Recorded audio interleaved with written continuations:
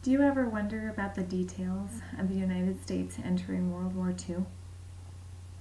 Although it was triggered by a single event, there were several factors that contributed to that decision, and entering World War II led to events other than Germany being defeated. Again, I will be explaining the circumstances leading up to the attack on Pearl Harbor, the details of the attack itself, and what America and the world learned from the experience. To begin, the world had already been at war since 1939, when Germany invaded Poland. It is important to note that the United States avoided entering the war as long as possible, practicing isolationism since the end of World War I. On the other side of the Pacific, Hideki Tojo of Japan was elected prime minister, turned into a dictator, and eventually had more influence than the Emperor of Japan. We learn from Lily Rothman in her book, Everything We Need to Know to Ace American History in One Big Fat Notebook, published in 2016, that Tojo had his sights set on invading the Philippines and had already made a move on Indochina, one of which was controlled by the United States, and the other was an ally of the United States. These circumstances led to the order of Japanese assets being frozen, including, and probably most importantly, their oil, as explained by Stephen M. Gillen in his book Pearl Harbor, published in 2011. The placement of ships and planes is an important detail to point out because it was likely a factor of Pearl Harbor being targeted.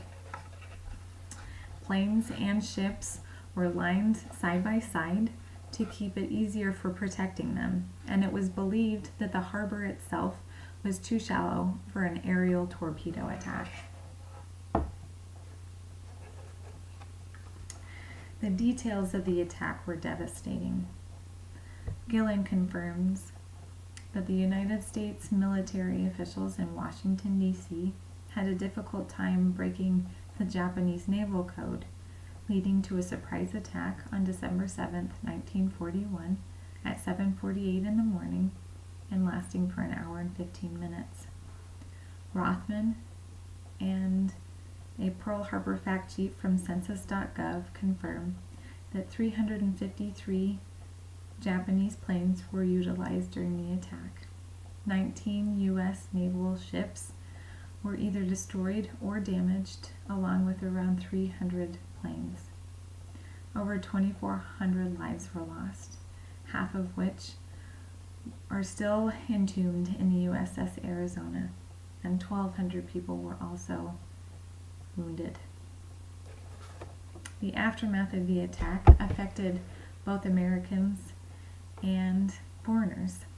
December 8, 1941 was the day that President Franklin D. Roosevelt addressed the American people and asked Congress to declare war.